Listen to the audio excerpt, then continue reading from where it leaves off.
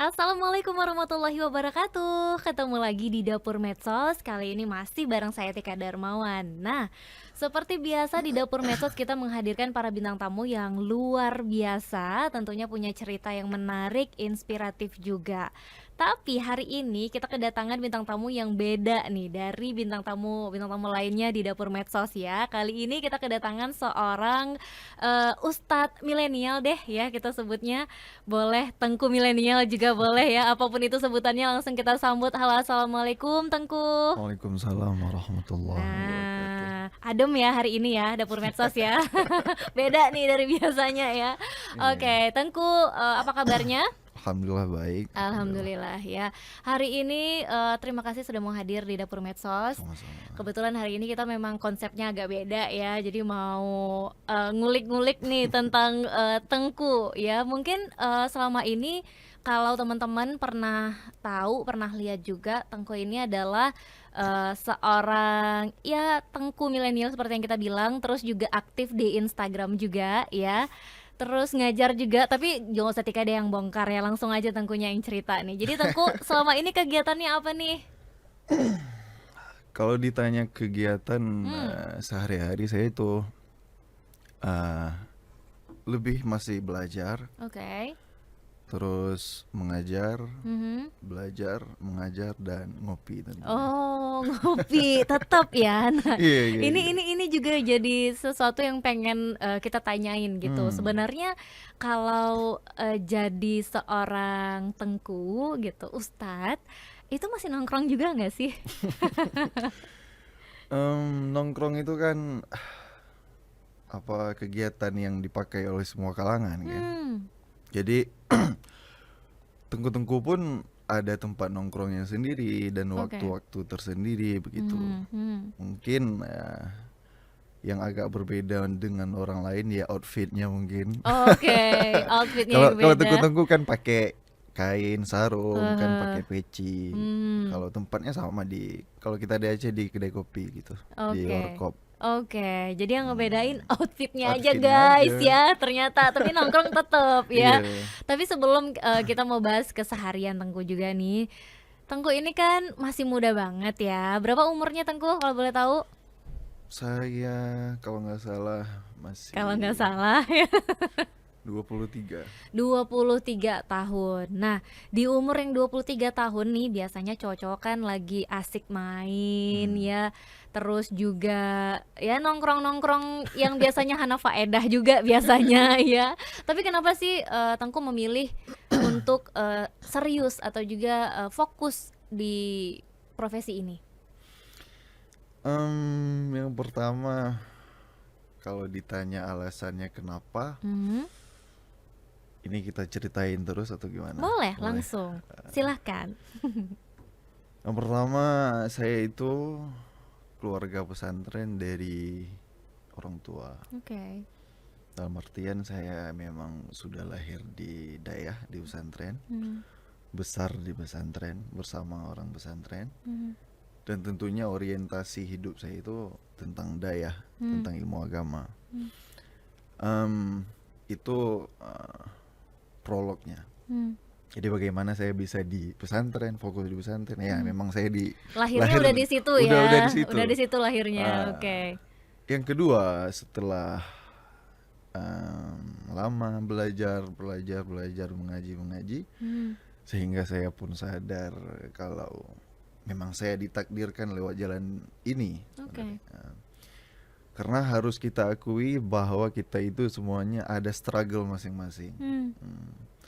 Jadi saya ini struggle-nya di dayah dengan belajar agamanya yang metode dayah, metode Hmm. klasik. Ada juga kawan-kawan yang belajar agamanya itu dengan metode modern seperti kawan-kawan kita di akademik, di kampus. Ya. Dan bahkan ada juga yang belajar hal yang umum, pelajaran umum bukan agama. Hmm. Semuanya itu ada kelebihan masing-masing dan tugas masing-masing. Oke. Nah, jadi saya merasa diri saya ini sendiri memang sudah pas di sini. Hmm. Itu secara filosofis, Hmm. Hmm. begitu alasannya. Alasannya. Oke. Kalau ditanya alasan tentang apa secara dalil-dalilnya misalnya. Aha. Nah itu lain Ini lagi lain pembahasannya. lagi pembahasannya ya, Kayak oke. gitu. Jadi kalau secara filosofinya gitu Cara ya, filosofinya gitu. karena memang sudah begitu buka mata lahir udah di sini ya gitu. Jadi akhirnya Gitu. memang ya udah, emang udah ada di lingkungan ini. Nah tadi mengutip kata Tengku kalau kita ini kan menghadapi struggle kita masing-masing gitu ya. Nah kalau di Dayah itu apa sih sebenarnya yang paling paling bikin kita ngerasa ini struggle yang harus kita hadapi nih kayak gini nih? Kalau di Dayah itu kita fokusnya tentang ilmu agama. Oke. Jadi apapun keseharian kita itu dari pertama bangun tidur hingga tidur lagi, itu semuanya kita berkutat dengan pelajaran agama. Oke. Ya, jadi pelajaran agama itu meliputi semua hal yang akan dipelajari yang berkaitan dengan agama Islam. Jadi memang Dayah itu tempat khusus, tempat belajar agama. Nggak ada apapun selain belajar agama. Oke. Nah, begitu. Misalnya ada ekstrakurikuler itu hal yang penghibur lah. Nah, 0 sekian persen gitu ya. 0 sekian persen.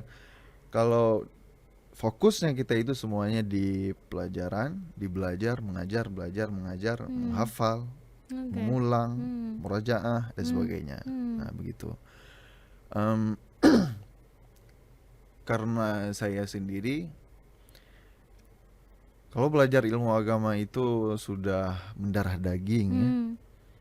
Sudah memang faktor keluarga, faktor lingkungan, dan secara sadar memang saya merasa butuh dan merasa ini tanggung jawab saya. Nah, begitu. Jadi kalau ditanya kenapa muda-muda masih ini, sudah merasa ada tanggung jawab. Oke, sudah gitu. merasa ada tanggung jawab ya. Biasanya nih di mana teman-teman yang lain mungkin umur segini tuh kayak apa itu tanggung jawab gitu ya biasanya ya. Biasanya gitu, nggak semua sih gitu. Tapi kalau Tengku sendiri merasa di umur segini tuh udah punya tanggung jawab untuk itu. Nah, ini kan di usia yang masih muda banget juga, kita bilang kan udah mengajar juga ya Tengku ya. Nah, Alhamdulillah. itu gimana sih bisa mengajar di umur yang segini, di mana biasanya umur segini tuh kita masih ada tenaga pengajar yang lain gitu yang ngajarin kita gitu. Ini justru kita nih yang jadi tenaga pengajarnya Benar, gitu. benar. Gimana sih menghadapi itu atau menjalani profesi ini? Ya pertama itu suatu tantangan ya buat hidup kita.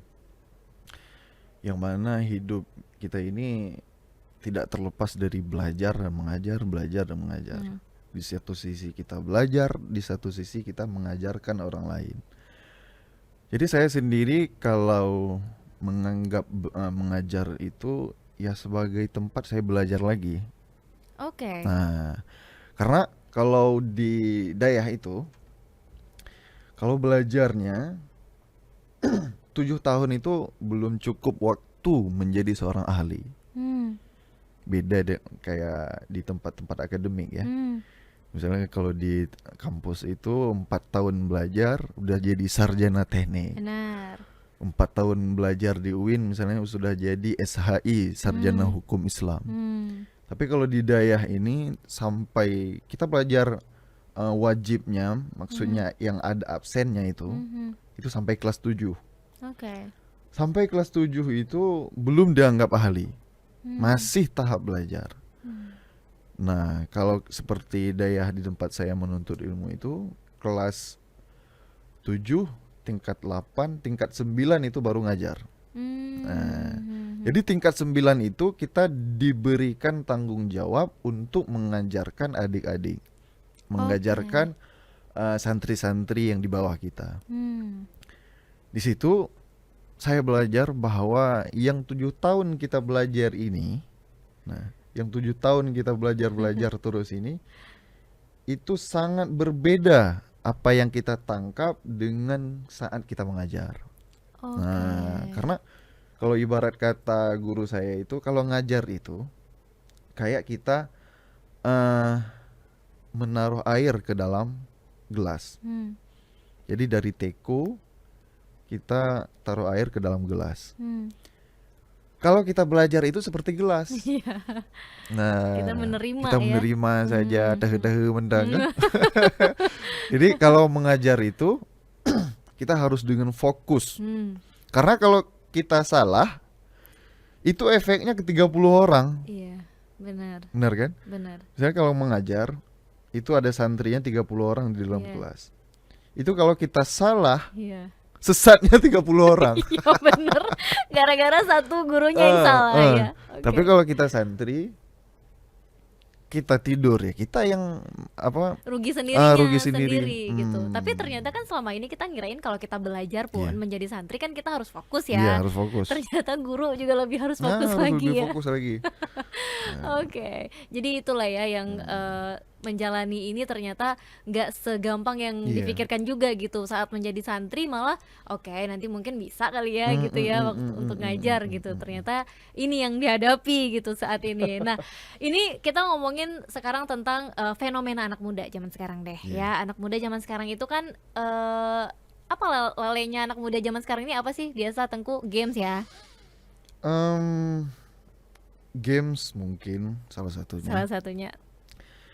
Terus ya saya ini kan dari kalangan anak muda. Iya, nah itu makanya kita tanya nih ya. Eh, Apa tuh biasanya? Atau Tengku juga ikut nih main games juga? Takut Iya, banget. di sini saya cerita. Oke, silakan Tengku, silakan. Jadi begini. Nggak siap saya terima Hah? ini. Oke, gimana? Ini akan ada plot twist Iya, yang iya. membangunkan ya.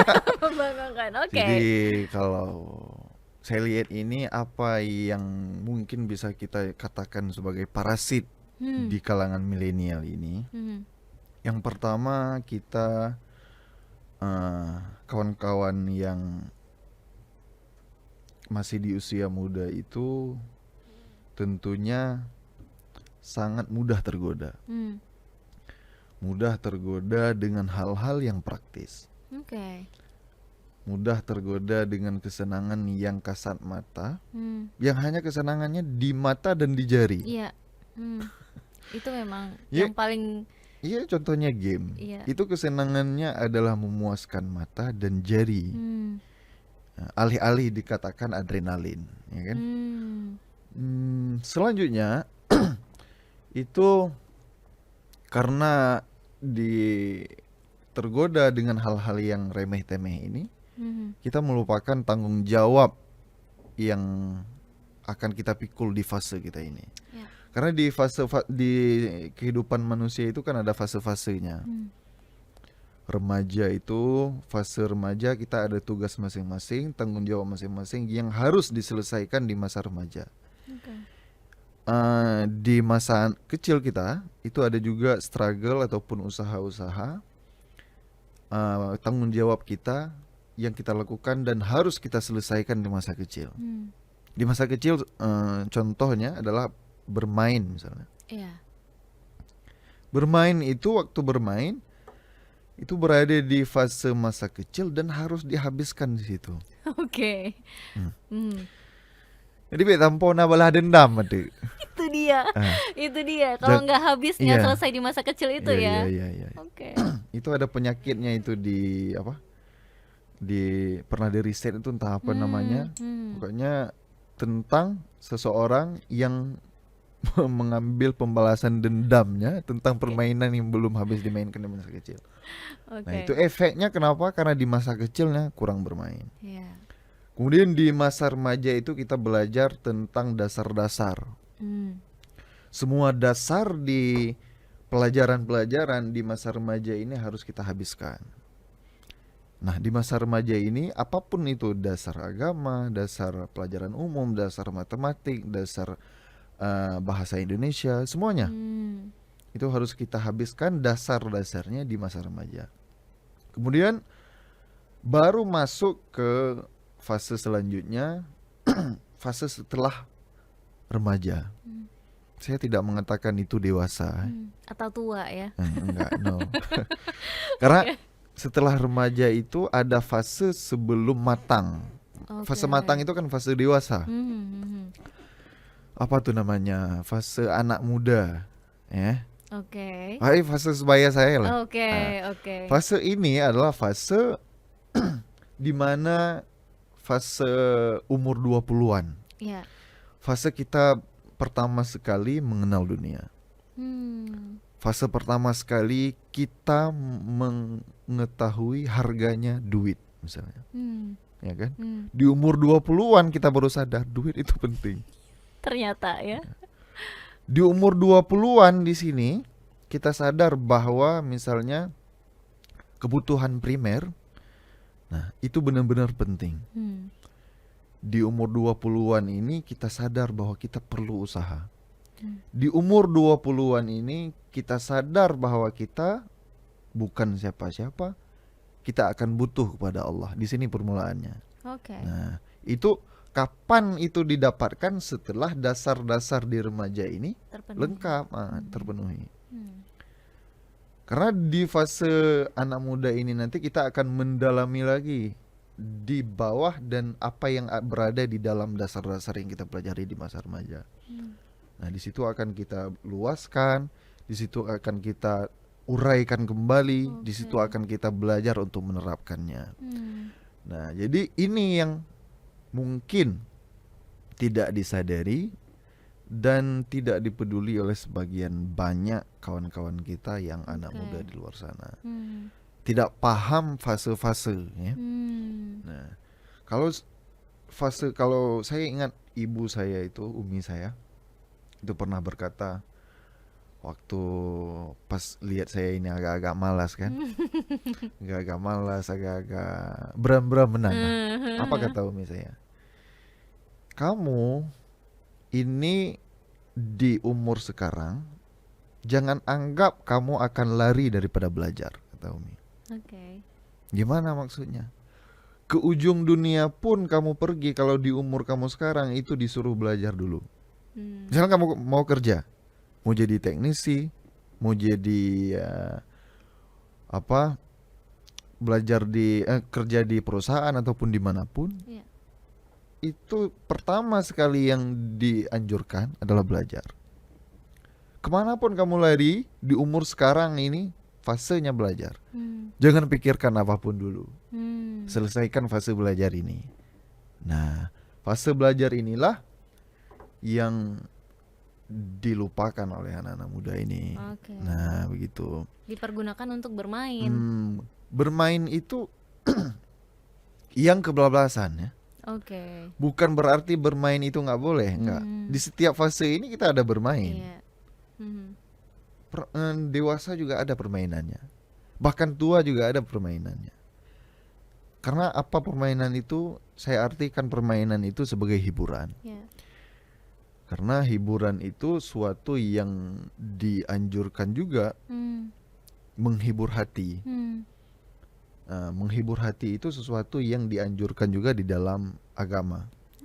Ada para ulama yang menganjurkan kita untuk menghibur hati-hati kita. Namun hiburannya itu jangan dengan hal-hal yang tidak berfaedah. Nah, contoh di dalam fase-fase muda itu kita harus menghibur diri dengan pengetahuan misalnya. Nah, ini sering saya sampaikan kepada adik-adik di Dayah, bahwa kalau seperti Dayah saya itu memang nggak ada permainannya sama sekali. Kalau di Dayah-Dayah di pesantren lain mungkin ada sepak bola kan, ada main bola, main basket, main volley, tapi kami nggak ada. Nah, bagaimana mengarahkan adik-adik ini untuk mendapatkan hiburan dan juga mendapatkan permainan sekaligus, ataupun belajar sekaligus. Gimana caranya?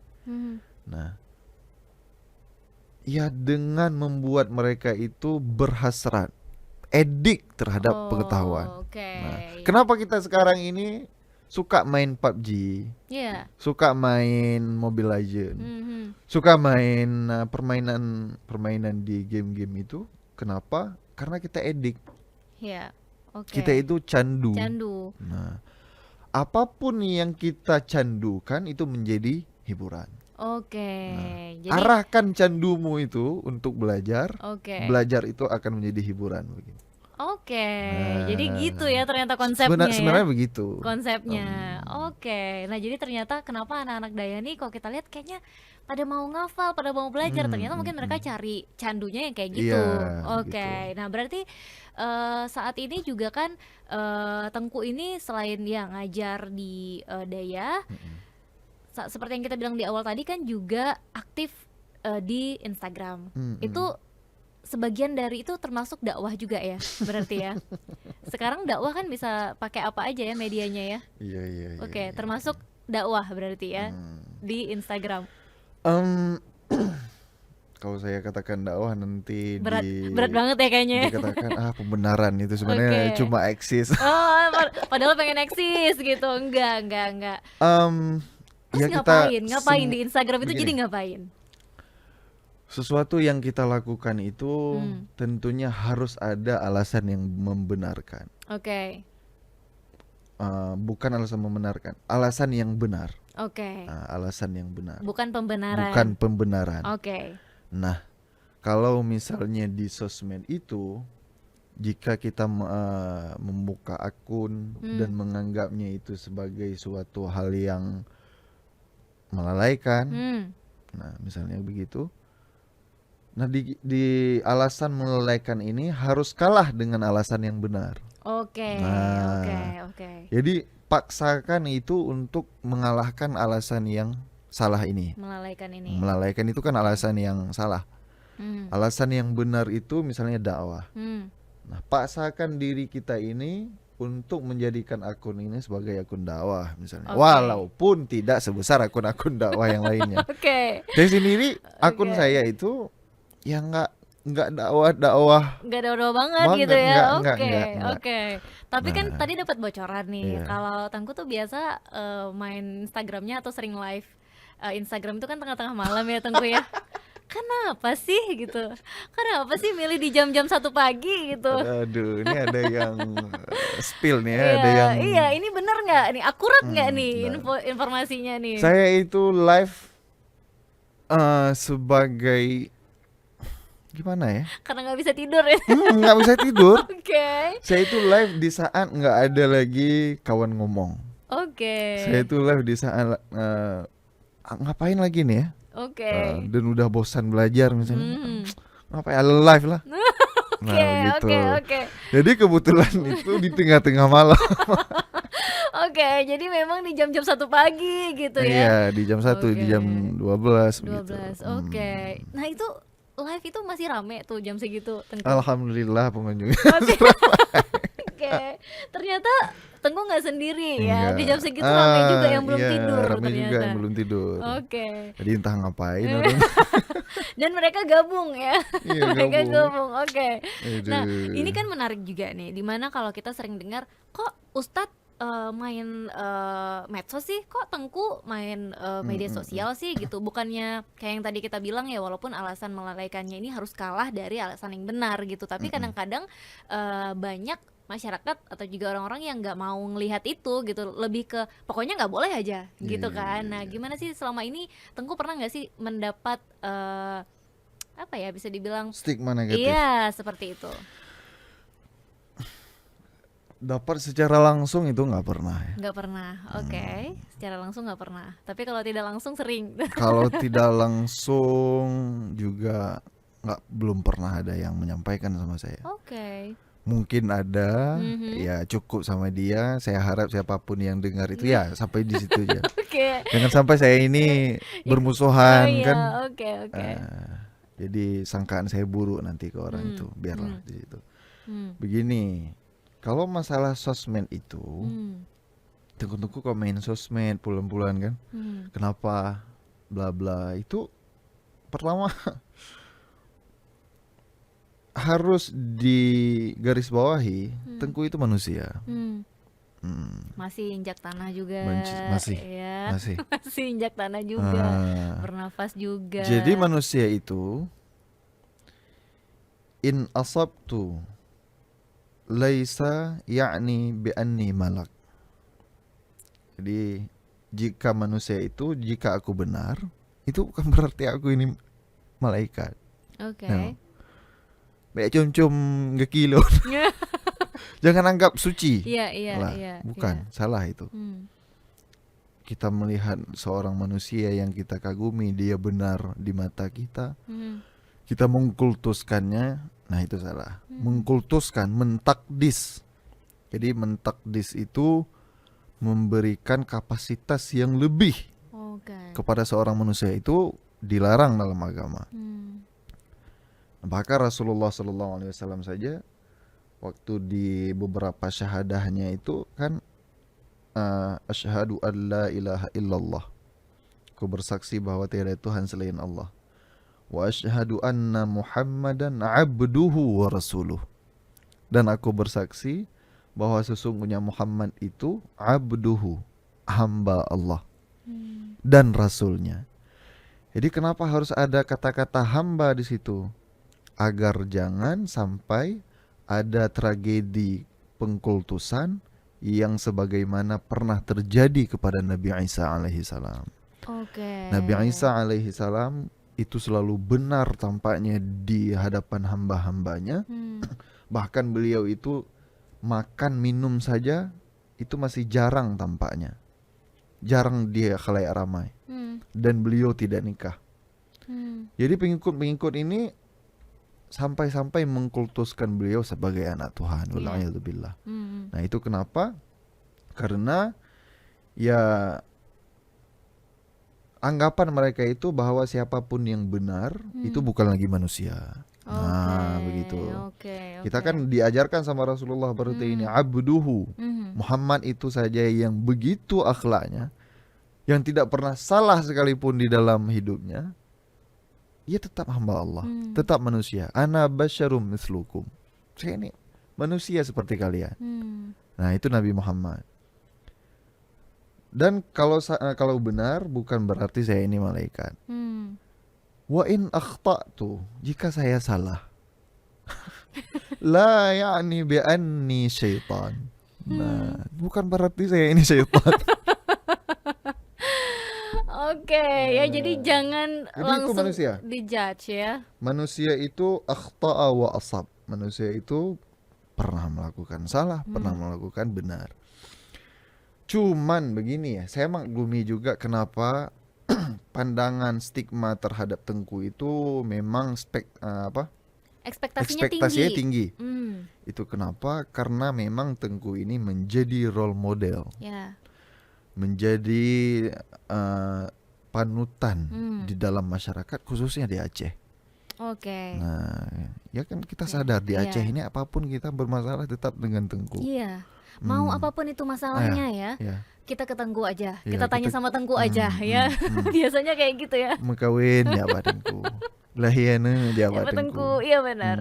Belum Honda baru petisuk di Tengku. Iya benar. Jadi segitunya ya pengaruh Tengku ini sebesar itu di Aceh khususnya. Pisah sama keluarga itu harus ke Tengku dulu. Dia Tengku imam. Kenapa kayak gitu ya? Supaya dinasehatin. Alhamdulillah kita di Aceh begitu. Kita di Aceh begitu dalam artian kita ini memang menganggap Tengku ini sebagai ikutan panutan yang seharusnya kita ikuti. Namun ketika sudah mendapat ekspektasi begitu, ya sebenarnya kalangan Tengku itu yang harus dijaga itu bukan stigma, bukan kata-kata yang saya katakan seperti tadi, itu bukan. Saya ini manusia, saya ini bisa salah, jadi buat aja salah. No, bukan gitu. Seperti itu, bukan. Tapi apa juga jaga marwah. Makanya di dalam Islam itu ada pelajaran tentang menjaga marwah. Bahkan di fikih-fikih itu, di kitab-kitab fikih itu banyak pembahasan tentang menjaga muruah ataupun marwah, jaga martabat. Jika seseorang itu rusak martabatnya dengan perilakunya sendiri, itu bisa membuat dia jatuh dari pangkatnya yang sudah tinggi. Pernah dengar perawi hadis? Perawi hadis sahih, perawi hadis hasan. Hadis sahih itu perawinya lebih hebat. lebih amazing daripada perawi hadis hasan. Hasan. Contohnya begini, di klasifikasinya misalnya, di syaratnya. Di perawi hadis sahih ini itu wajib pakai sorban. Oke. Dia tidak boleh menanggalkan sorbannya Sorbannya. dari kepalanya, nggak boleh. Baik Baik di luar rumah maupun di dalam rumah. Di Oke. depan anak-anaknya itu Tetap harus pakai. tetap harus pakai. Nah, Bukannya waktu tidur. bukanya bahkan waktu tidur pun jangan sampai dilihat sama orang banyak. Nah, begitu. Oke. Jadi kalau di perawi hadis hasan itu pakai imamahnya di luar rumah, di dalam rumah boleh buka. Oke. Nah, itu ketentuan marwah, itu bukan ketentuan agama. Oke. Bukan ketentuan agama, bukan ketentuan adat, tapi ketentuan Marwah. marwah. Ketentuan marwah itu kalau bahasa kita adalah etika. Oke. Nah, itu kode dia. etik. Kode etiknya. Nah, kode etiknya begitu. Makanya misalnya begini, buka imamah, buka sorban itu di depan anaknya, misalnya perawi yang sahih. Buka imamah di depan anaknya itu bisa meruntuhkan pangkat derajat hadisnya. Oh, Begitu. kayak gitu. Makanya mungkin Nah, saat ini itu. kita lihat ya. Inilah yang perlu diperhatikan oleh handai taulan saya yang dianggap sebagai tengku. Oke. Sebenarnya tengku itu kalau di Aceh, kata-kata tengku itu yang bukan budak, Ya. yang bukan bangsawan. Oke. Itu tengku. Di tengah-tengah berarti ya. Jadi strata tengah. Hmm. Kalau bangsawan di Aceh kan banyak. Katanya ada teku, ada Cu, ampun, ada cu, ada tuanku. poncu, tuanku dan sebagainya. Nah, seiring berjalannya waktu, tengku ini dipakai untuk orang yang belajar ilmu agama, santri, dan juga untuk ahli agama. Oke, berarti saya potong. Tengku ini, kalau panggilan tengku ini nggak ada batasan umur berarti. Enggak. Oke. Makanya di sana di Dayah, saya itu panggil anak-anak kecil itu tengku. Tengku juga. Oke. Tengkunya genotat. Berarti makanya nih selama ini tuh kita taunya kalau tengku mungkin yang usianya tuh udah di atas 30 mungkin, atau di atas 40 gitu ya. Mungkin di tempat Ketika ya mungkin kayak gitu ya. Nah, Iya. tiba-tiba ini ada tengku umurnya masih 23 tahun gitu ya. Ternyata memang tengku itu adalah sebutan untuk orang yang sudah belajar agama lah gitu ya, kita bilang. Oke.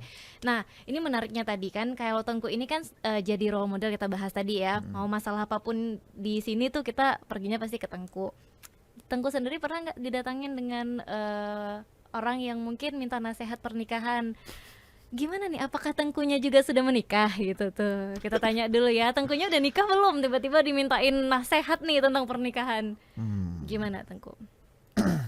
Jawab dulu, udah nikah atau belum? Saya masih single. Masih single tuh, masih Saya single. belum nikah. Belum menikah? Untuk meminta nasihat pernikahan secara langsung kiban tengku, nah itu belum. Belum ada. Oke. Tapi ya kawan-kawan yang akan menikah nanti kan kita duduk-duduk, kita nongkrong. Nah, pas nongkrong itu ada misalnya kawan yang minta nasihatnya, kiban tengku pulang-pulang lu tinggal kawin, kiban menurut orang. Oke. Nah, kalau teman-temannya tengku curhat nih misalnya ya. Kalau mereka nih sebelum nikah biasanya nih pacaran dulu nggak tuh? Gimana tengku nanggapinnya? Gimana tuh? Seru nih ya. Kawan-kawan saya ada yang didahului oleh pacaran. Ada yang tidak. Ada. Tengku sendiri melihat ini seperti apa gitu sebenarnya? Nah, begini, kalau masalah hal ini harus dipisah dulu. Pacaran itu apa? Pacaran itu misalnya membuat komitmen yang tidak jelas, misalnya. Membuat komitmen yang tidak jelas, yang tidak ada ujungnya. Nah, ini ada manfaat nggak? Jelas nggak ada sih. Tentu nggak ada manfaatnya, ya Emang kan? nggak ada gitu Sesuatu manfaatnya. yang tidak ada manfaatnya Hmm, sebaiknya ditinggal. oke. Nah, lalu Hmm, ada juga orang yang dikatakan pacaran setelah ada tembak menembak, setelah ada konflik senjata, oke. Iya benar, iya setelah benar. ada konflik senjata. Sebenarnya Hmm, gini, menyampaikan saya cinta sama kamu, saya menyampaikan cinta sama kamu, menyampaikan perasaan ya. menyampaikan Hmm, perasaan hmm, itu hal yang dianjurkan oleh oke. Rasulullah Sallallahu Alaihi Wasallam. Oke. Nah, misalnya saya suka terhadap seseorang, Mhm. bang lu nggak ada keren, Hmm, itu sampaikan. hmm. Kalau ke lawan jenis? Nah, kalau ke lawan jenis, jika aman dari fitnah, maka silakan. Gimana tuh? Aman dari fitnah, Hmm, aman dari hal-hal yang bisa membahayakan ke depannya. hmm, Nah, oke. kalau sekarang, Hmm, mhm. konteksnya sekarang menyampaikan cinta itu adalah mukaddimah untuk pacaran. Iya, Nah, benar, dari hal itu benar. maka lebih baik dipendam. Oke. Nah, dipendam. Keduluan orang dong nanti kalau dipendam. Ah, Tengku gimana nih? makanya ada sebenarnya semuanya ada solusi. Oke. Semuanya ada solusinya. Guys, please dengar ya, semua Nah, ada solusi. Oke. misalnya kita suka sama seseorang, Hmm, nah kan, kita malu untuk mengatakannya hmm, dan kita masih belum siap untuk melamarnya. Nah, oke. gimana? Iya. Gimana gue caranya? Curhat. Jadi curhat nih ya. Oke. Itu gimana? Hmm, Nah, yang pertama didekati adalah yang mempunyai tujuan kita ini. Tujuan kita adalah seorang wanita misalnya. hmm. Siapa yang mempunyai wanita itu sekarang? Orang Orang tuanya. tuanya. Pergi ke orang tuanya. Diskusikan. Oke. Bapak, begini Pak. Hmm, Saya memang sudah sangat jatuh hati kepada anak Anda. hmm. Tapi rekening saya segini. Ini Oke. rekening saya. Oke. Harta saya hanya Honda bukunya Honda lu. HP tak apa Pak. Yang kenyalun Pak. Nah, Oke. kalau misalnya Bapak mengatakan harus nikah sekarang, itu dengan kondisi saya sekarang. Hmm, Apakah Bapak menerimanya? hmm. Dan kalau pendapat saya, Bapak, saya harap bisa tunggu saya Hmm. sekian tahun. Oke. Nah, minta dulu Sama orang persetujuannya tuanya. sama orang tuanya. Hmm. Nah, begitu Tapi kalau udah sebenarnya. capek-capek minta ke orang tuanya, tahu-tahu anaknya nggak mau nih Tengku, gimana? Aduh kelamaan nggak mau. Nah, itu Ayo. baru pakai doa pengasih. Oke, rupanya ada doanya ya Tengku ya. Nah, itu Oke. pintar-pintar kita lah. Mengambil Hmm. hati orang lain kan, mengambil Hmm. hati orang lain. Hmm. Nah, ya jangan dengan tebar pesona lah, bukan begitu. Nggak gitu ya caranya ya. Enggak. Oke, berarti Nah. semua ada Nah, makanya solusinya. begini, untuk mau dicintai sama orang lain, Hmm. untuk mau disukai sama orang lain, jika kamu mau seperti itu, tingkatkan kapasitasmu. Oke. Nah, jangan sampai saya ini memang nggak pantas dicintai. Kan banyak tuh sekarang. Bedang gejak tikulahan gejak kerjaan di rumah. Minta dicintai. Minta dicintai. Minta lamar anak orang lagi ya. Gimana Nah, itu gimana ceritanya? begitu? Nah, itu kan nggak salah orang lain. Iya, Jangan benar. menyalahkan orang lain. Hmm. Nah, Itu di memang orang situasi tuanya kita. matre tuh biasa gitu ya. Matre tuh orang tuanya makanya nggak terima gitu Nah, biasanya. kadang-kadang bukan matre, bukan, tapi orang butuh kepastian. Iya benar. Anaknya nanti hidup Iya. dengan laki-laki ini seperti apa? Benar, Kan benar, kayak gitu benar, ya benar. biasanya ya. Ya, di rumah dia makan Kentucky sama orang tua. Hmm. Ngontenyo kering. Tapi lebih enak kering loh Tengku. Ya, Tergantung begitu sama lah. siapa makannya. Biasa kan Nah, kayak begitu. gitu ya. Ah. Berarti kalau ada seorang laki-laki yang agak complicated lah ya, pengguna narkoba misalnya, terus pergaulannya juga nggak baik gitu. Tiba-tiba nih mau berusaha memperbaiki diri dengan melamar anak orang tuh. Nah tiba-tiba nih orang tua kan pasti nggak setuju ya, pasti iya. enggak. Itu sebenarnya salah nggak sih gitu? Orang tua memproteksi anaknya dengan menolak lamaran laki-laki yang mungkin punya latar belakang Iya. agak-agak nggak baik, tapi dia sedang menuju memperbaiki diri gitu. Secara hukum fikih orang tua bisa menolak uh, seseorang yang melamar anaknya itu apabila orang yang datang itu tidak selevel dengan dia, itu bisa menolaknya. Level. Selevel di usahanya, di nasabnya, Oke. bukan di kekayaan ya, Iya, di derajatnya. Oke, Nah, oke. makanya di dalam Islam kita itu di fikih nikah nanti, di kitab nikah, di kitab-kitab fikih itu ada satu bab pembahasan tentang kufu'ah. Kufu'ah itu tentang kesetaraan di dalam nikah. Nah, bagaimana seorang istri apabila ayahnya seorang guru, dia cocoknya untuk siapa begitu. Oke. Nah, kufu'ah itu dilihat dari nasab, dari pekerjaan orang tuanya. Nah, begitu. Jadi Beda. kalau dikatakan misalnya seseorang yang mabuk-mabukan, misalnya yang mau taubat terus mau lamar anak ustadz misalnya. Iya, itu gimana ceritanya Nah, ya? itu gimana? Agak-agak ya. Ah, Oke. ustadz berhak untuk menolaknya dan ya bisa-bisa saja untuk menerimanya Oke. karena memang ada kasus seperti itu. Oke. Nah, kalau misalnya kita ini tidak mau sakit hati kan, ya bener. Jadi Ya, jangan dulu. sebelum terjadi penolakan mending tahan dulu. Ya, karena begini, kita harus sadar diri. Ya. Ini yang mungkin agak susah diterima sama manusia. Yaitu kita mau penghargaan yang lebih, namun kita tidak sadar diri kita ini di mana. Padahal rahimallahu mra'an arafa qadra nafsi. Allah Subhanahu wa taala itu sangat mencintai seorang hamba yang tahu di mana posisinya. Yang sadar diri.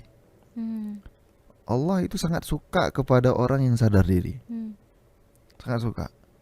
Kita ini kenapa menyusahkan diri sendiri, terasa susah hidup di dunia ini. Iya. Nah, kan? Pajuh jalu datuh kapai. Ngerti? Okay. Iya, di gimana tuh? Pajuh jalu tahu? Jalu. Iya. Pajuh jalu datuh kapai. Coba dijelaskan lagi. Kita makan perahu. Namun yang kita cerita sama orang lain itu kapal pesiar. Nah, kayak gitu ya, itu yang bikin pendapatan kita itu 100.000, tapi jam kita Rolex.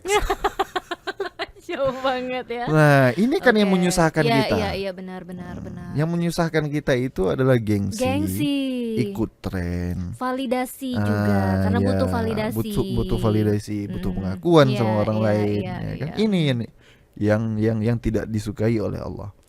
Nah, makanya Allah itu suka orang yang tahu derajatnya. Berarti buat cowok-cowok nih mungkin yang mau ngelamar anak perempuannya seseorang orang lain itu harus pertama itu dulu ya, harus tahu posisi nih di mana posisi dan persiapkan diri. Ya. Tapi belum terjawab. Berarti pacaran itu boleh atau enggak? Ya. Kalau pacaran itu diartikan sebagai aksi, itu nggak boleh. Nggak boleh, oke. Kalau pacaran itu diartikan dengan perasaan saya suka sama seseorang, orang itu suka sama saya, itu tidak dilarang. Oke, dan mau saling nunggu nih? Ya. Perasaan itu tidak pernah dilarang di dalam Islam. Enggak. Jadi kenapa? Karena perasaan itu badihi. Badihi itu sesuatu yang tidak bisa kita lawan. Sesuatu yang tidak bisa kita lawan, misalnya 1 tambah 1 2. Nah, kan coba lawan 2 itu. Oke. Kan nggak bisa. Nah, jadi sesuatu yang tidak bisa kita lawan itu ya tidak diberikan hukum haram. Nggak haram. Nah, cinta misalnya, yaitu perasaan suka di dalam hati. Perasaan suka di dalam hati terhadap seseorang itu tidak dilarang. Nah, yang dilarang di dalam Islam, yang haram itu adalah aksi yang terlarang daripada perasaan ini. Oke. Nah, Itu yang salah ya sebenarnya itu ya. yang salah. Nah, kalau kita mau ngelihat lagi fenomena anak-anak muda sekarang yang pacaran itu lebih ke aksi ya. Aksinya. Oke, lebih ke aksi. Makanya itu yang saat ini sering kena razia Nah, ya, Tengku ya. Itu yang nggak boleh. Nah, ini kan dari tadi kita kayak denger ini ya ceramah ya, memang langsung ya, ceramah langsung ya. Tapi Tengku kalau selama ini ceramah mungkin dakwah di mana gitu sering ngangkat tema apa sih ya biasanya? tergantung ya. Tergantung permintaan. Tergantung maksudnya ya audiensnya. Saya melihat misalnya di suatu tempat itu ya memang anak muda semuanya ya, temanya tergantung tentang bagaimana kita ini di masa muda begitu. Oke. Kalau yang bapak-bapak, ibu-ibu ya masalah taubat. Lebih agak-agak ya kalau bapak-bapak ya. ibu-ibu ya. Oke, Kalau disesuaikan. itu Oke. beda-beda lah, beda tempat itu beda ya konsepnya. Oke, berarti kalau mungkin lebih sering diundang di kalangan anak muda juga ya, Ada, Tengku ya. ada. Oke, itu biasanya ada nggak sih yang nanyain masalah kayak kita bahas tadi tentang games gitu? Kan ada juga yang bilang games ini haram ya. Sedangkan di sisi lain ada juga yang menjadikan games ini adalah profesi yang ya profesional kita bilangnya Iya, gitu. iya. Nah, itu gimana sih sebenarnya? Ya jika dirunut kepada fatwa MPU kita di Aceh ini, sesuatu yang haram dan dijadikan sebagai profesi menghasilkan duit, maka sesuatu yang tumbuh di atas yang haram juga haram. Takut banget. Nah, Jadi mereka yang menjadikan man nabata minal haram, fannaru aula bih. Sesuatu yang tumbuh daripada hal yang haram, yang dihasilkan daripada hal yang haram, itu neraka lebih pantas untuknya. Oke. Begitu. Nah, misalnya game. Game yang gimana dulu nih? Nah, Gitu ya kan? kali ya. Game. Ini agak kontroversi pembahasannya. Iya, agak-agak sih. Enggak sebenarnya bukan kita mau membahas kenapa ini haram Iya, juga iya, sih, iya. lebih ke kan ada beberapa games mungkin ya, enggak semua game Iya, ya. iya, begini. Kita main ular tangga belum tentu Iya, haram juga benar. gitu, main ya. Game yang pertama, game-game yang jelas haram itu adalah misalnya judi. Iya, iya. Judi online. Itu walaupun bukan game, judi itu haram. Memang sudah haram gitu. Oke. Nah, lalu misalnya ada game-game yang diharamkan oleh MPU misalnya. Kita ini kan daerah Aceh. Daerah Aceh itu ada juga lembaga fatwanya yaitu MPU. Nah, apapun yang sudah ditetapkan MPU itu ya yang pertama kita menerimanya. Oke. Dan jikapun kita tidak menerimanya, nah harus ada dalil untuk menolaknya. Oke. Cari dalil, apa dalilnya untuk mempertahankannya. Oke, Nah, kerjaan baru ya. ya, kerjaan baru. Iya benar. Tapi kalau sentimen mentong, nah yang Apa ya? apa ya? Tapi kan Yang yang jangan itu ngatai untuk para ulama. Oke. Nah, yang jangan itu mencaci-caci para ulama. Karena kenapa? Kena gamenya saja sudah berani mencaci para ulama. Itu kan rendah sekali Iya, benar. standarnya. Dia cuma kena di game, tapi berani mencaci para ulama. Oke. Nah itu yang sangat-sangat bahaya. disayangkan. Nah, bek kengkemnya kena main kagak main jo. Yang berarti harum-harum ini dicari-cari keren bek kengkeng ulama. Oke. Nah ini Padahal mungkin mereka tuh merasa apa sih yang salah dengan games ini? Misal kayak sekarang tuh kan yang heboh apa PUBG Iya, misalnya. Itu kan gamesnya gimana sih sebenarnya? Tengku itu kan cuman kayak oke yang perang menembak saja kan. war gitu kan. Perang-perang Iya, aja. Iya, kenapa jadi haram Nah juga? begini, kalau masalah itu kan ada di fatwa MPU. Oke. Untuk bermain memang sudah merebak game ini, bukan hanya di kalangan biasa, bahkan di kalangan santri ada juga main-main, masih banyak. Nah masih banyak, bahkan Tengku juga ada main game. Oke. Tapi bedanya itu gimana? Apa karena Tengku main gamenya dengan peci jadi nggak apa-apa? Gimana ini? Nah, ya kan? Coba dijelaskan Nah ya. begitu. Pandangan ketika seseorang Tengku itu melakukan hal yang haram, Iya. itu ada pandangan justifikasi. Iya. Ada pandangan membenarkan seolah-olah, padahal enggak. Enggak, makanya tadi di permulaan podcast saya mengatakan Ya. Tengku itu bisa salah, Ya. bisa benar. Hmm. Apa yang salah di Tengku itu benar-benar salah, total Hmm. salah. Tidak ada pembenaran di Nggak ada situ. pembenaran. Apa yang dilakukan oleh dia benar, ya kita akui itu benar. Hmm. Nah, misalnya memain game PUBG, Hmm. nah kan Iya. Tengku yang main, ya salah aja. Menurut fatwa MBU, Iya. misalnya Tengku tersebut, oh hana salah, misalnya ada dalil, oh itu berarti berbeda. Nah itu hukumnya udah khilafiyah. Hukumnya khilafiyah berarti beliau ada dalil, kita juga ada dalilnya. Nah, kalau begitu ya pertanggungjawabkan dalilnya masing-masing di hadapan Allah, nanti udah selesai masalahnya.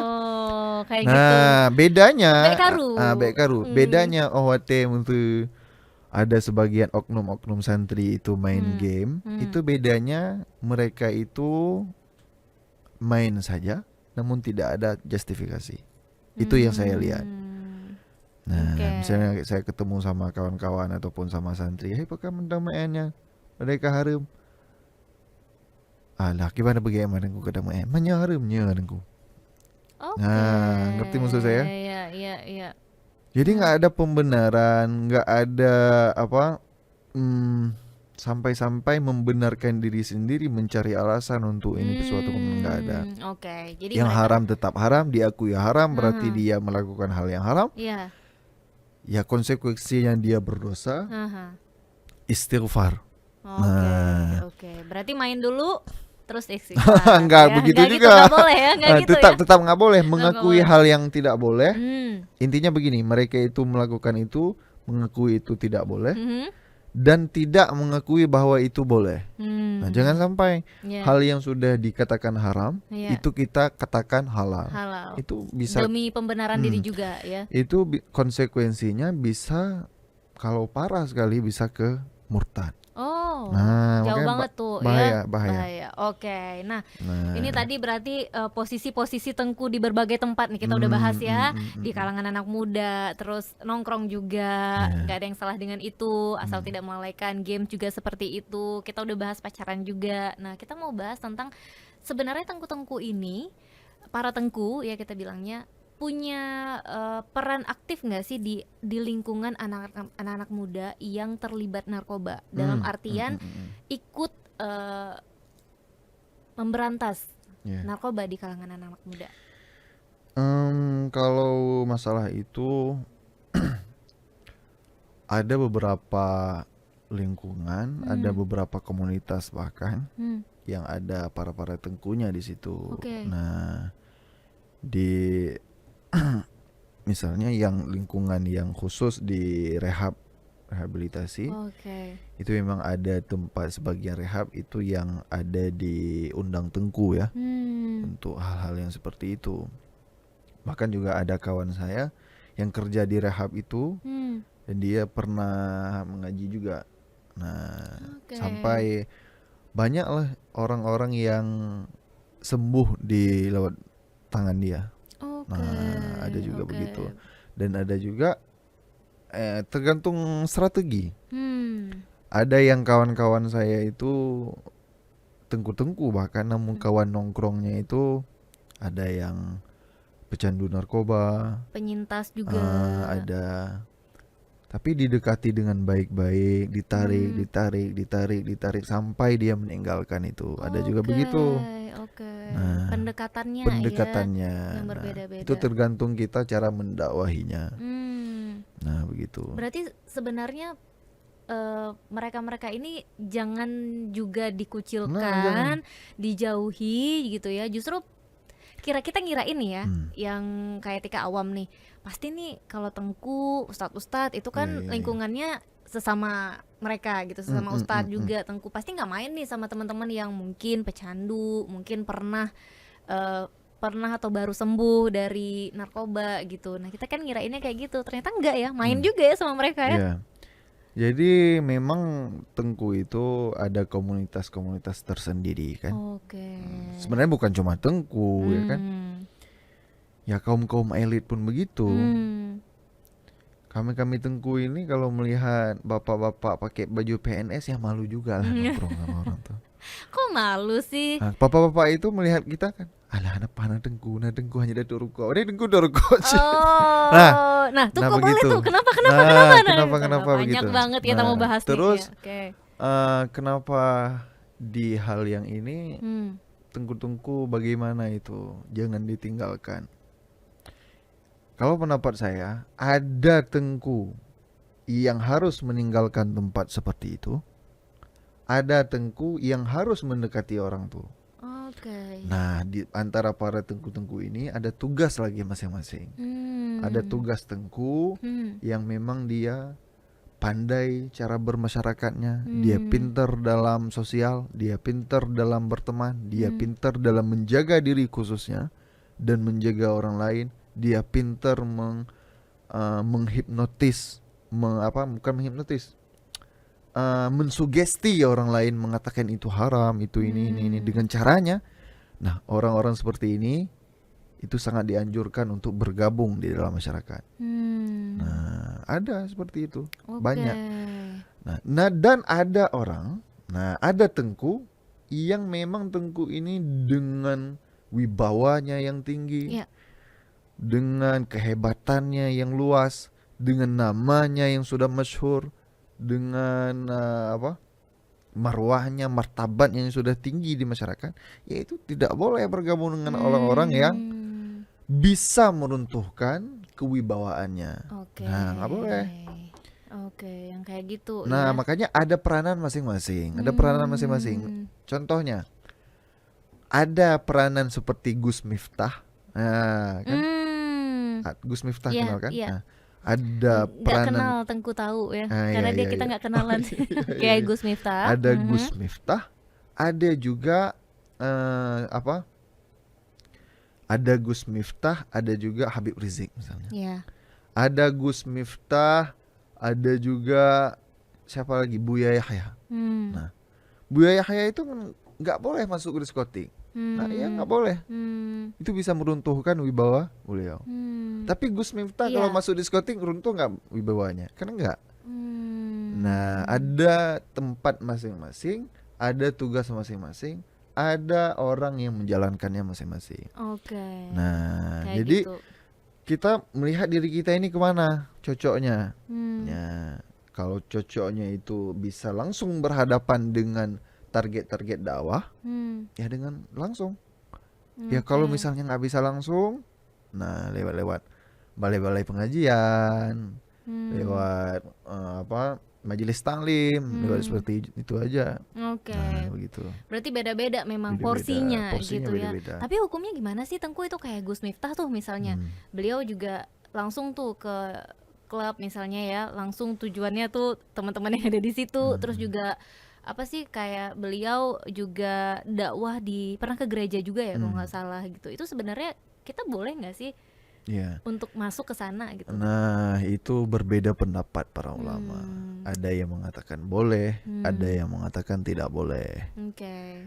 Nah, ya seperti Gus Miftah sendiri, ya beliau berpegang dengan ulama yang mengatakan boleh, mengatakan itu halal. Ya nggak apa-apa, itu ada dalilnya juga. Dan ada juga ulama yang mengharamkannya, yang melarang itu, yang beliau ada juga dalilnya. Nah, sama-sama benar orang ini. Yang salah itu yang menyalahkan. Nah, yang ribut itu yang salah. Netizen yang salah Netizen, sebenarnya ya, yang bikin ini jadi satu masalah baru ya, yang padahal mungkin mereka masing-masing pegang dalil masing-masing. Ya, ada gitu. dalilnya masing-masing. Nah, begitu. Oke. Karena kalau kata Cak Nun, itu Cak Nun kenal? Kebetulan tahu, tapi kita nggak kenalan. Oke. Cak Nun itu pernah berkata, pendakwah itu seharusnya turun ke lapangan, kata beliau. Sebagaimana misalnya ada seekor kucing yang jatuh ke dalam got. Itu cara kita untuk menyelamatkan anak kucing itu bagaimana? Ya kita harus masuk ke dalam got, kita harus kotor sedikit. Ya, dengan cara seperti itu kita bisa untuk menyelamatkannya ke daratan. Oke. Nah, menurut saya Hmm. hal seperti ini untuk sebagian orang. Hmm. Tidak boleh semua orang harus seperti itu. Oke. Nah, jadi dakwahnya dengan melibatkan dirinya langsung ke tempat target itu untuk sebagian orang. Tidak Hmm. boleh untuk semua kalangan Tengku. Nah, begitu. Berarti kenapa kenapa bisa seperti itu? Karena mungkin ya kalau orang-orang yang awam yang coba-coba untuk menyelamatkan teman-teman yang masih kita bilang sesat gitu ya, masuk ke tempat yang Iya, seperti itu, justru dia yang justru dia kesana yang kesana. gitu, Bener. bye gitu ya, dia yang kesana Iya. akhirnya. Tadinya mau menyelamatkan, malah dia yang tidak bisa diselamatkan ya. Kayak kita memancing ikan hiu ya. Nah, Hmm, itu ya hmm, yang bikin agak-agak bahaya. bahaya. Oke, nah tapi berarti kalau dari semua para ulama atau juga penceramah lah, kita bilangnya penceramah aja deh, gitu Iya. kan banyak ya sekarang di Indonesia tuh banyak gitu. Kan ada juga nih para penceramah atau juga ustadz-ustadz yang mulai ikut gabung ke dunia politik. Hmm. Nah itu Tengku melihatnya seperti apa? Apakah sebenarnya nggak ada yang salah gitu atau gimana?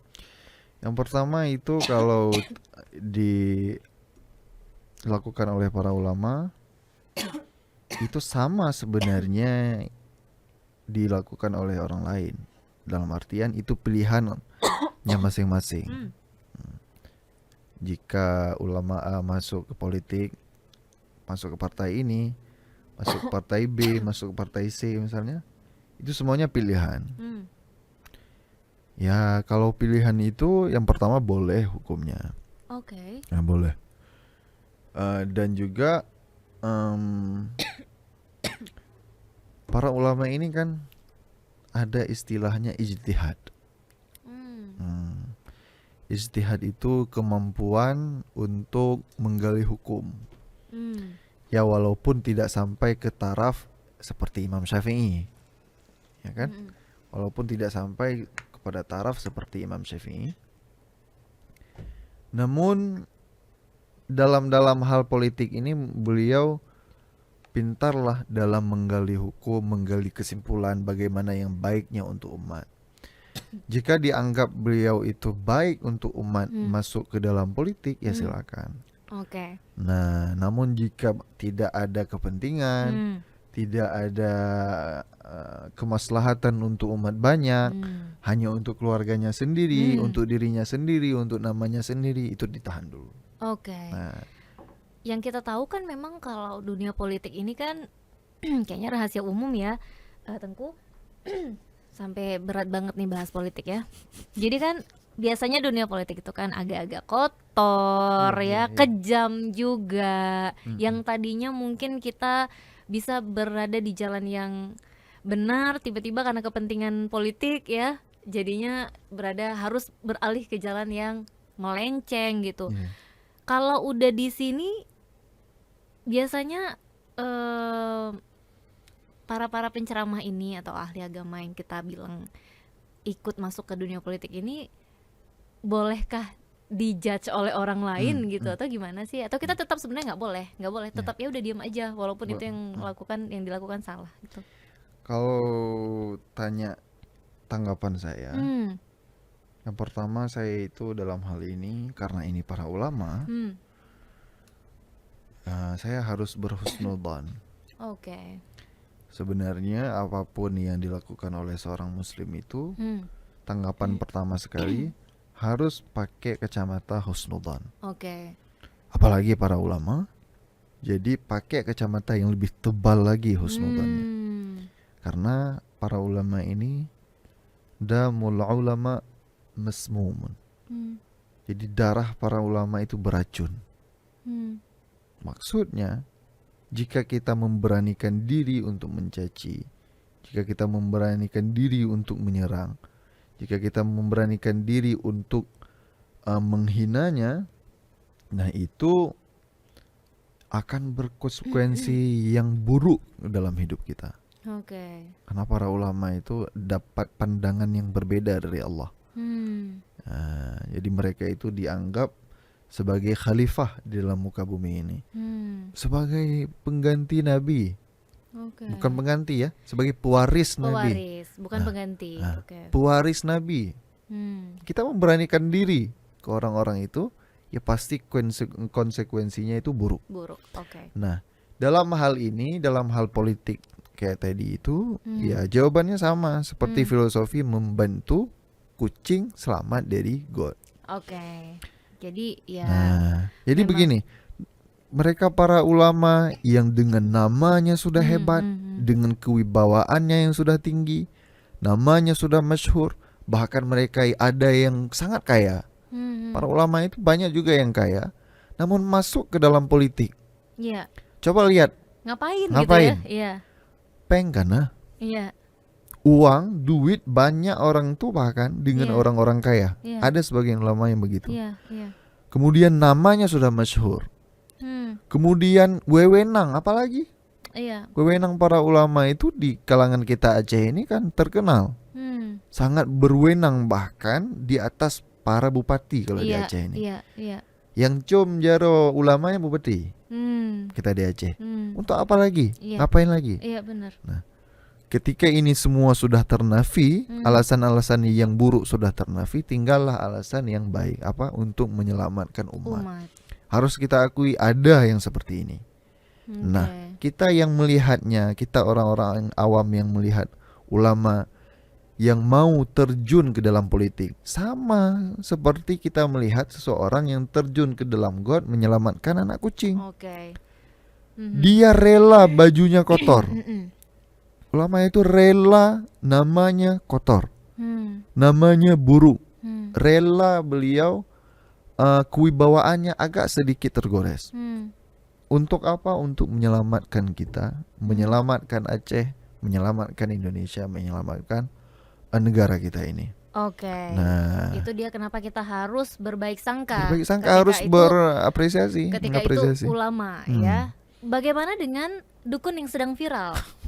Apakah kita harus berbaik sangka juga, Tengku? Gimana tanggapannya tentang dukun yang viral sekali belakangan ini gitu? Tapi kan kalau kita bilang kan nggak boleh tuh dukun nggak boleh kita nggak boleh percaya gitu sama dukun. Tapi dukun ini kerjanya membela kebenaran katanya. Tengku gimana? Gimana? Ayo, ini yang paling kita tunggu ya. Boleh minum dulu, biar tarik nafas dulu sebelum kita bahas yang lucu ini ya. Jadi pembahasannya dari ulama. Oh iya, langsung ke bawah. Kita dari atas langsung ke bawah nih, terjun terus ya Dari langit ke sumur ke ya. sumur. Karena ini memang jadi pertanyaan juga selama ini. Katanya kita tuh nggak boleh kan percaya dukun tuh. Dukun Dukun merah kita Oh. ngomong ya. Dukun yang lagi hits itu loh. Katanya membela kebenaran juga nih. Ya, Terus? Gimana tanggapan Tengku untuk hal ini? Yang pertama di dalam Islam itu memang diakui adanya sihir. Oke. Diakui adanya sihir, Mhm. yaitu sihir hal yang menyalahi adat. Hmm. Menyalahi adat itu dalam artian mendobrak teori-teori kebiasaan. Iya. Dan misalnya kebiasaan kita tidak bisa jalan di atas air, tiba-tiba kita bisa jalan di atas air. Iya, iya. Kita tidak bisa terbang ke udara, Hmm. kemudian kita bisa terbang ke udara. Itu menyalahi adat istilahnya. Oke. Mendobrak teori-teori yang manusiawi. Oke.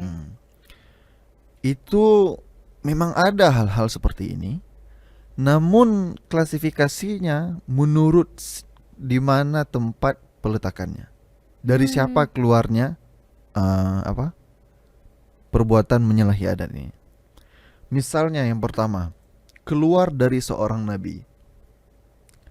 Nabi Musa pernah membelah laut. Iya. Membelah laut itu menyalahi adat. Oke. Manusia biasa nggak bisa. Nggak bisa. Oke. Nabi kita SAW itu bisa membelah bulan. Hmm. Membelah bulan itu mendobrak teori manusiawi. Iya. Ya nggak mungkin. Iya. Tapi di masa hidup Rasulullah, beliau pernah membelah bulan, dan yang menyaksikannya bukan hanya orang Mekah dan Madinah. seluruh dunia yang hidup pada masa itu, pada malam itu pernah melihat bulan terbelah kepada dua. Itu ada catatannya di catatan Mesir kuno, catatan Cina kuno, India kuno, itu ada. Pernah melihat semalam itu ada 2 bulan. Oke. Nah, ini kan hal-hal yang menyalahi kebiasaan. Kemudian ada keluar dari orang-orang yang saleh.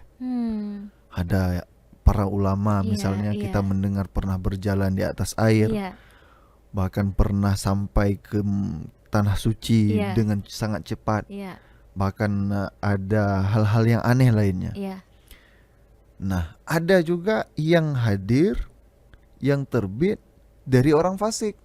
Nah, dari orang fasik, misalnya dia di sini namun bisa menyakiti, membuat orang lain sakit di sana. Iya, benar. Misalnya dia di Banda Aceh itu bisa berkomunikasi dengan jin di Gurute ataupun di Selawah misalnya. Nah, 3 hal ini yang terjadi pada 3 orang yang berbeda. Hal yang sama yang terjadi di orang yang berbeda ini itu beda-beda namanya. Nah, yang pertama, perbuatan menyalahi kebiasaan yang timbul daripada seorang nabi. Itu namanya mukjizat. Yang kedua, perbuatan menyalahi kebiasaan yang timbul dari orang yang saleh, dari para ulama, dari para syuhada dan sebagainya. Ini dinamakan dengan karamah. Keramat. Yang ketiga, yang hadir daripada orang fasik maupun orang kafir, yang tidak saleh, yang fasik, yang maksiat. Nah, ini dinamakan dengan sihir. Nah, pintar-pintar kita ini dalam melihatnya. Coba lihat, misalnya ada seseorang yang mengeluarkan hal-hal yang aneh, itu lihat pribadinya. Nang temayang ya. Nah, kadang menggedoi ya gerah. Kadang sholat aja nggak pernah. Kemudian bersuci saja tidak ada. Nah, bagaimana ini dikatakan sebagai karamah? Karamah itu adalah kan kemuliaan yang diberikan oleh Allah. Jadi kemuliaan yang dinampakkan oleh Allah pada hambanya yang saleh. Itu karamah. Tidak mungkin diletakkan pada orang yang maksiat. Pada orang yang maksiat, hal-hal yang aneh itu dinamakan dengan sihir. Nah, sihir. Namun tidak semua, kalau sekarang ini tidak semuanya hal yang aneh itu memang berkaitan dengan gaib. Tidak semuanya begitu. Karena ada juga permainan tangan. Nah, permainan tangan ini dinamakan dengan sulap. Sulap ini jika dia menipu orang lain, itu dosanya di menipunya. Bukan di permainan. Bukan di permainannya. Dosanya di menipunya itu. Berarti kita memang harus melihat dari siapa, dari siapa aksi ini keluar, gitu ya. Jadi walaupun, tapi berarti kalau dari yang tadi Tika tanyain tuh, dari si dukun ini, walaupun dia judulnya membela yang benar juga, tetap harusnya nggak tetap salah gitu ya. Ada yang salah, ada yang benar. Ada yang positif, ada yang negatif. Walaupun ya sebenarnya justru para dukun ini lebih banyak nih pasiennya ya daripada Tengku kadang-kadang ya, karena itu tadi mungkin kurangnya apa ya, ilmu mungkin ya Tengku ya, kurangnya ilmu, terus juga pengen cepet juga ya, biasanya ya pengen jalan cepet ya. Iya. Berarti pembahasan yang cukup random hari ini. Yang sudah, Tengku tahu berapa lama kita ngobrol dari tadi? Berapa? 1 jam 15 menit. Udah 1 jam ya? 1 jam 15 menit kita membahas yang luar biasa. Bersama dengan Tengku yang milenial, yang masih single juga guys, jangan lupa nih masih single ya. Masih diperkenalkan masih single. Terus juga biasanya kalau kayak gini nih Tengku disebut calon menantu idaman ya. Sering nggak dibilang kayak gitu? Nggak tahu. Nggak pernah ada yang nyampein ya? No comment. No comment. Oke, tapi yang pasti Tengku makasih sudah Sama-sama, datang ke sama-sama. Dapur Medsos. Kita cerita banyak, kerandoman hari ini dijawab semua, Iya. iya dijawab semua pertanyaan-pertanyaan yang memang mungkin sebenarnya ini datang dari teman-teman yang lain yang Iya, selama ini iya, iya, iya. penasaran, tapi nggak nyampe nih ya, hari ini nyampe nih, ditanyain langsung sama Tengku ya. Ada yang mau disampaikan Tengku untuk yang terakhir di Dapur Medsos, silakan. Hmm, saya harap apa yang saya katakan itu walaupun serandom itu, Iya. saya harap itu ada kesimpulan yang baiknya. Mhm. Dan apapun yang salah mungkin yang silap itu saya minta maaf, dan hal-hal yang ada yang menyinggung mungkin ya kan, ataupun yang salah persepsi juga saya minta maaf. Dan juga ada hal-hal yang kontroversi yang mungkin Yang itu kontroversi. beribu-ribu saya minta maaf. Jika ada hal yang tidak pantas kita bicarakan kan. Oke. Ya. Oke. Kan kita tidak tahu. Mhm. Ya yang penting kita ini dalam melihat sesuatu, dalam melihat orang lain, dalam melihat kondisi, situasi, hal yang terjadi baik dimanapun itu, seorang mukmin itu harus menanggapinya yang pertama sekali dengan husnudzan. Oke. Nah, sebenarnya saya ini yang saya inginkan menjadi intinya ya. Karena kenapa? Jika semua hal ini kita lihat dengan husnudzan, tentunya itu akan menjaga hati kita. Ya.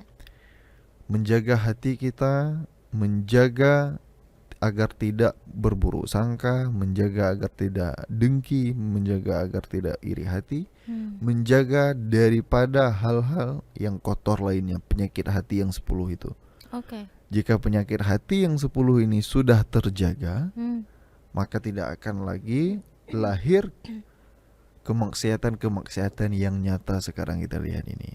Nah, jadi kemaksiatan semuanya, tragedi yang kita lihat ini, itu semuanya lahir dari hati-hati yang kotor. Oke. Nah, caranya, salah satu caranya yang ampuh untuk mengobati hati yang kotor itu adalah dengan cara husnudzan terhadap Allah dan husnudzan terhadap manusia. Oke. Sekarang maaf cakap, kita saja berani suudzon terhadap Allah. Apalagi manusia. Ya. Allahu Rabbi keberi panjang lungke, kegop kana beri keke hana mendente. Nah, ada itu orang Iya, yang benar, berkata yang seperti berdoa itu, gitu, yang berdoa seperti itu. Oke. Ya Allah, gimana sih si tetangga saya itu kaya, saya kok nggak kaya-kaya? Iya. Nah, berani protes kepada Allah. Nah, jadi di rukun iman yang keenam dia bermasalah. Sesuatu hal yang baik dan buruk itu datang daripada Allah. Nah, di situ dia bermasalah. Cara mengobatinya ya dengan sedikit demi sedikit berhusnudzon kepada Allah, dan juga husnudzon kepada sesama manusia. Nah, cari cara untuk husnudzon, Oke. Ingat ya guys, cari cara untuk husnuzon ya. Oke, terima kasih Tengku Muntasir. Sekali lagi terima kasih. Mudah-mudahan yang kita bahas hari ini benar-benar bisa bermanfaat, terus juga memberikan inspirasi untuk teman-teman semua. Kalau gitu Tika langsung pamit. Assalamualaikum warahmatullahi wabarakatuh. Waalaikumsalam.